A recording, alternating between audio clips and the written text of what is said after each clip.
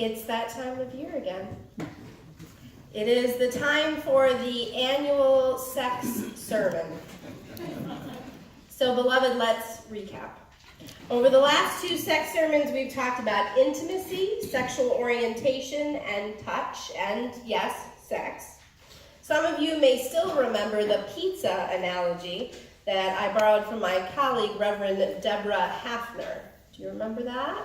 See a few heads nodding. The pizza analogy being that healthy sexual experiences are akin to pizza. Think about it. When you're going to order a pizza, if you're eating a pizza with someone else, you ask them if they'd like pizza. And then you decide what's going to be on the pizza together. There's no particular time of day when you have to eat pizza. And there's no particular right way to eat pizza. You can start with any slice. And most importantly, once you start eating pizza, you are absolutely not required to finish it. You can change your mind halfway through the pizza. Maybe decide to save the pizza for later. So that's our pizza analogy that now will change how you look at pizza for at least the next few months. So why an annual sex sermon?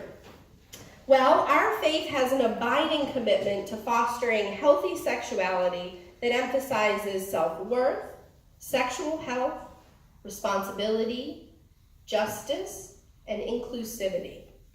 We partner, in fact, with the United Church of Christ to teach all ages with the Our Whole Lives curricula, or OWL, as you will hear us refer to it.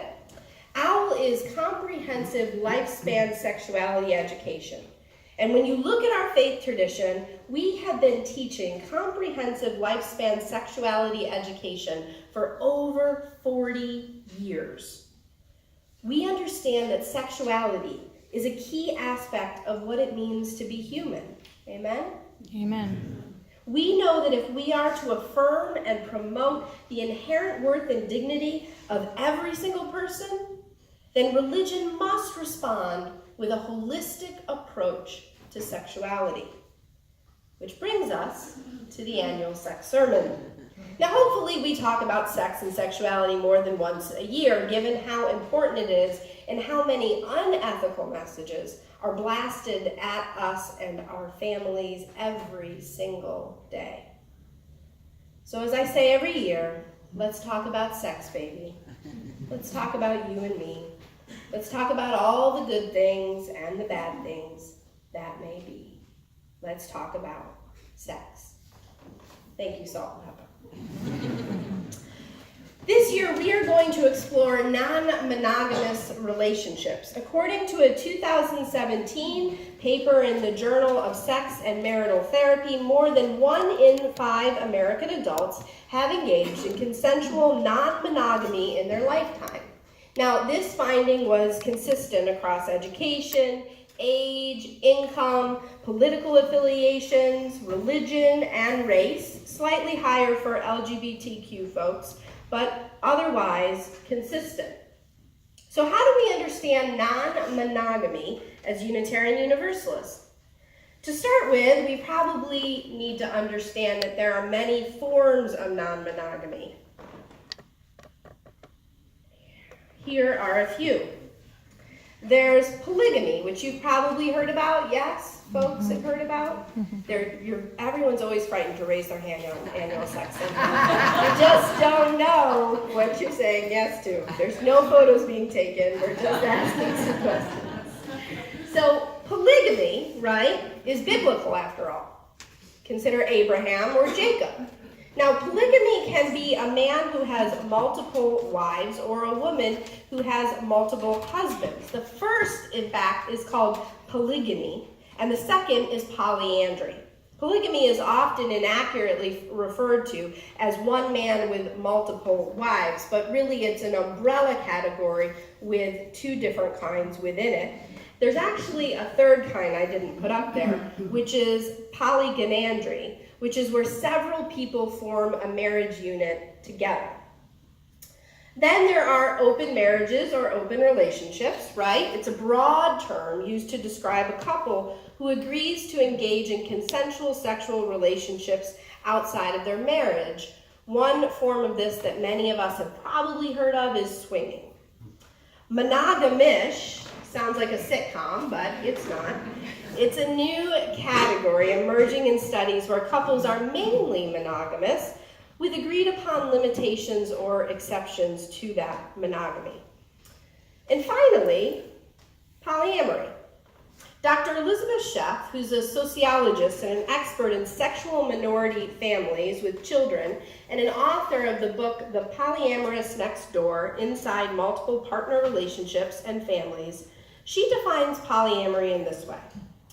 Polyamory is a relationship style that allows people to openly conduct multiple sexual and/or romantic relationships simultaneously, ideally with the knowledge and consent of all involved in or affected by those relationships.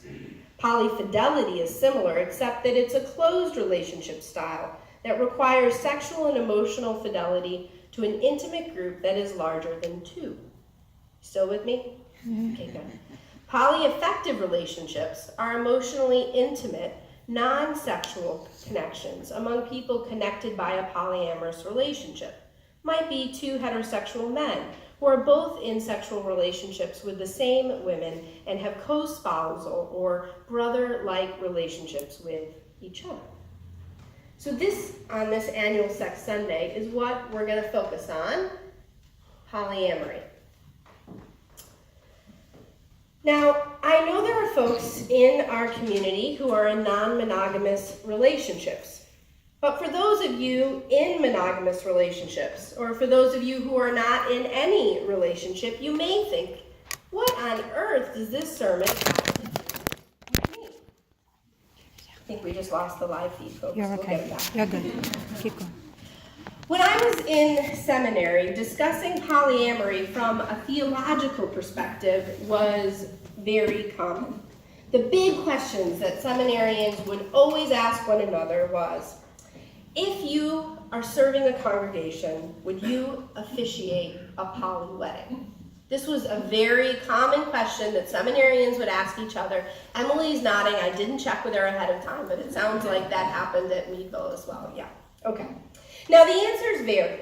I had one colleague who was adamantly opposed to ever officiating such a wedding. I myself felt torn. I knew embedded in that question was a question of risk. Would you risk dissent from your congregation and the larger community by officiating a poly wedding and the potential public pushback? My colleagues, though, his vehement opposition got me to thinking. What was it that made me feel torn or unsure of my answer? One day, another colleague and I were speaking about polyamorous relationships and this very question, would you officiate a poly wedding, when he said, you know, I can't think of a single reason to be opposed to polyamory that would not be the same line of reasoning that has been used against me as a gay man. I couldn't agree more. As a sexual minority group, polyamorous families experience often a range of discrimination that seems all too familiar.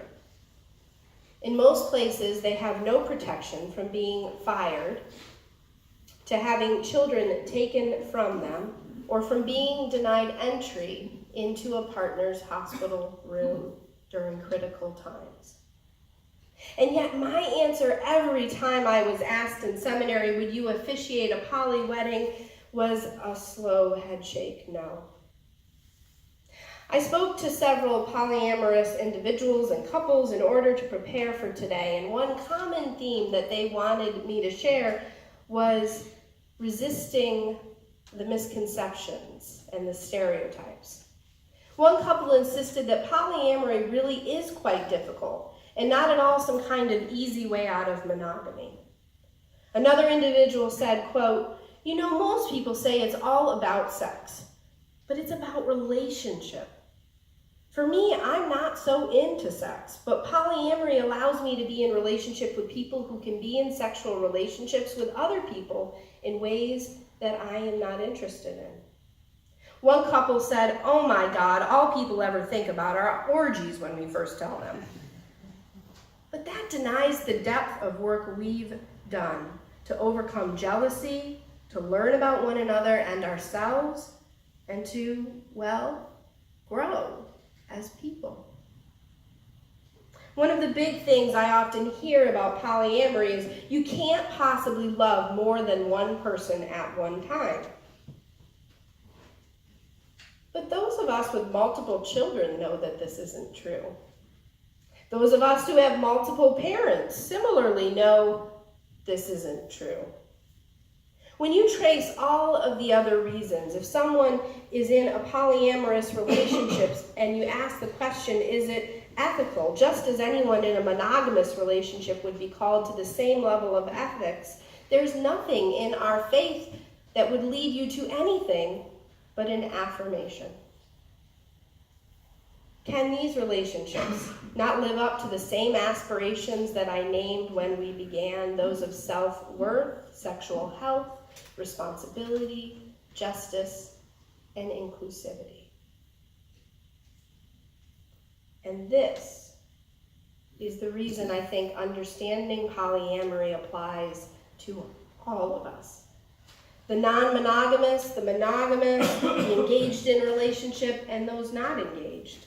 It's a fundamental question that asks us better to understand faithful relationships in the intimate and in public. Ultimately, this question is one of belonging. It's not about advocating for polyamory or even explaining it play by play, but it's about belonging. In my first year of ministry, I preached my very first annual sex sermon. I didn't call it that then. It sort of took on a life of its own. And about 2 weeks after I had preached the sermon, a couple in the congregation that I was serving asked to come and meet me. So we set up an appointment, and when they showed up for the appointment, there were 3, not 2. Pretty quickly, I figured out, without them even saying much at all, what was going on. And I could tell that their conversation with me was leading up to them asking if I would officiate a ceremony honoring the promises that they had made to one another. This was the reason I thought they told us in seminary never to preach on sexuality. And honestly, all I could think about in that moment were all of my own fears. My fear of how the congregation that I had just started serving would react.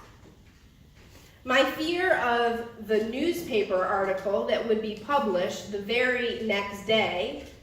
My fear of all of the critique and dynamics that would fall on that congregation. And all of my discomfort led me to very swiftly and carefully end the conversation so that they never had the opportunity to ask the question. That family came to me asking if they belonged in our community. And I had the power that day to be a healer. But because I couldn't move past my own fear and my own shame and my own discomfort, I was not able to offer affirmation, healing, belonging, inclusion. That interaction helped me realize that when we move past our own fears, we can be healers. And this includes the range of a holistic approach to sexuality, but it's more than that. It's all the ways in which when we get triggered by our fears or our discomfort, we pull in. And it's at those moments that we're unable often to reach out to folks who need us to bless them. Blessing is not something relegated to the ordained. Blessing, helping others belong, is a gift that we all possess. I started to explore my own fears. Why did I avoid a family in need of blessing? I went deeper into my discomfort. You know, in most countries, I learned that the legal definition of marriage is sought to create a way in which two heterosexual people can benefit and receive the support of society to procreate. This builds civilizations in the traditional narrative. It's deeply embedded in an understanding of nation building and of property, right? Marriage in many places, like the United States, originally was an arrangement to legally recognize the transfer of property. This is still true to this day, and although the state empowers clergy to be agents in recognizing these marriages, which is a whole different issue, the fact is that the state defines marriage in order to benefit the development of a state, in this case, the United States of America. So those of us in monogamous marriages now have a new Valentine's Day card.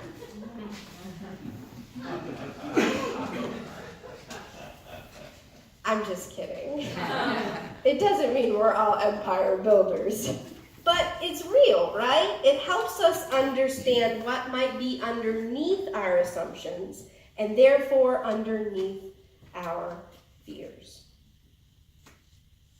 So we know that this is not how we as a faith community, as Unitarian Universalists, understand relationships, including marriage. And in a world where the legal often gets conflated with the ethical, I think it's really important to tease those apart and understand them.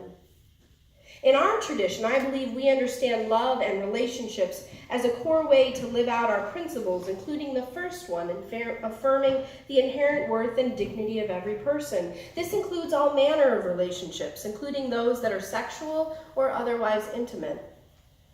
I think Bell Hooks is helpful here. She defines love as the will to extend oneself for the purpose of nurturing one's own or another's spiritual growth. Love is the will, a decision, a choice really, to extend oneself for the purpose of nurturing one's own or another's spiritual growth. How does polyamory, if it's done in a way that affirms each person and includes the qualities noted, how does it not fit then within one of the faithful ways to live out being a Unitarian Universalist? You might be wondering now, is this merely a philosophical trick, like the way in which you can argue the existence of a spaghetti monster? Any of us who've taken Philosophy 101 know that trick. I don't think so.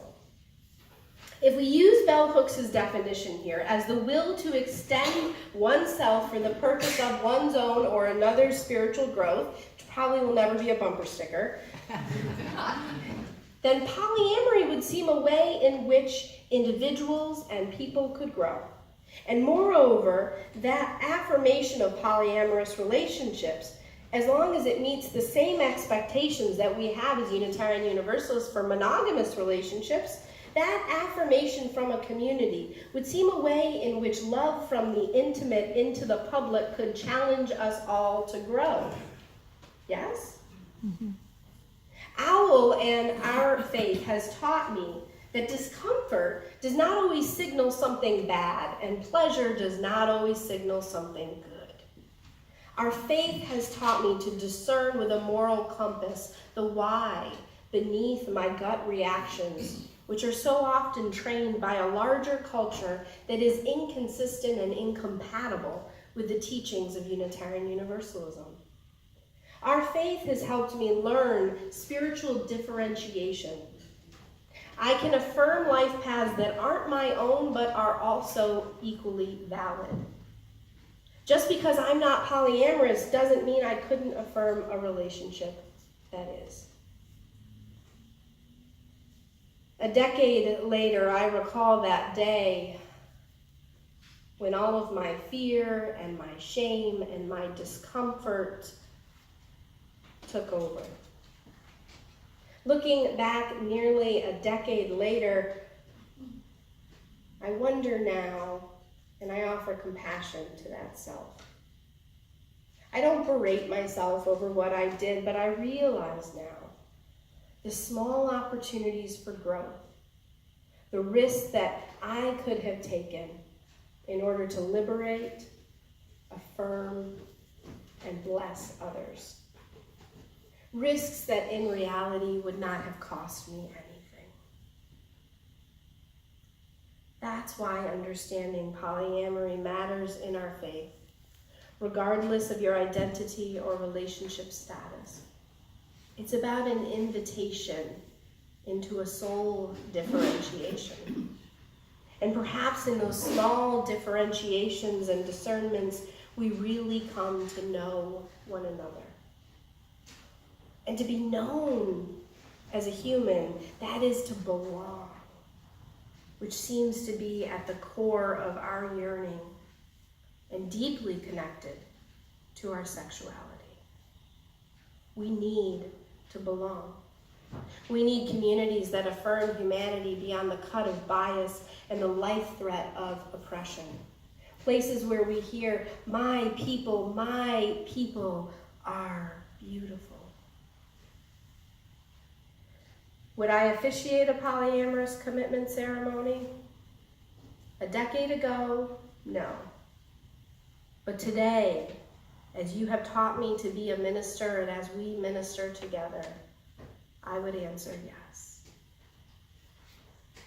When we move past our own fear, we can be healers. I'd like to close this day with an excerpt of Rebecca Parker's Choose to Bless the World. Parker, who I think captures the healers we could be for one another in this world. Your gifts, whatever you discover them to be, can be used to bless or curse the world. The mind's power, the strength of the hands, the reaches of the heart, the gift of speaking, listening, imagining, seeing, waiting, any of these can serve to feed the hungry, bind up wounds, welcome the stranger, praise what is sacred, do the work of justice, or offer love. Any of these can draw down the prison door, can hoard bread, abandon the poor, obscure what is holy, comply with injustice, or withhold love. You must answer this question. What will you do with your gifts? Choose to bless the world. The choice to bless the world can take you into solitude to search for the sources of power and grace, native wisdom, healing, and liberation. More, the choice will draw you into community, the endeavor shared, the heritage passed on, the companionship of struggle, the importance of keeping faith, the life of ritual and praise, the comfort of human friendship, the company of earth, the chorus of life welcoming you. None of us alone can save the world, but together, that is another possibility waiting.